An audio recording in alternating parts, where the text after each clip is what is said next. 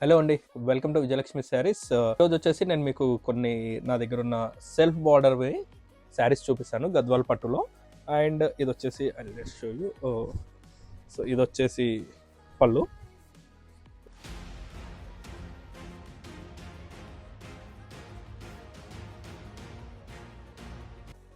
ఇదొచ్చేసి మనకు బార్డర్ ఇలా ఉంటది. అండ్ శారీ వచ్చేసి మనకి ఇలా బూటా ఉంటదనమాట.